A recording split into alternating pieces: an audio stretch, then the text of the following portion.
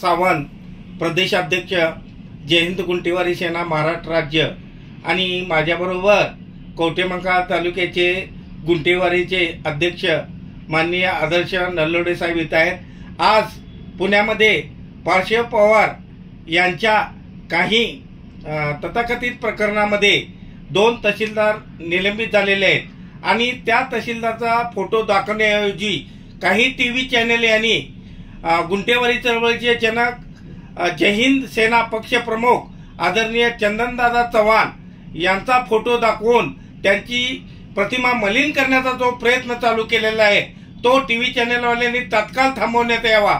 आमच्या जय हिंद गुंटेवारी सेनेचे पदाधिकारी महाराष्ट्रातील 26 जिल्ह्यामध्ये असून गुंटेवारी चळवळीचे हे कार्यकर्ते 26 जिल्ह्यामध्ये आहेत।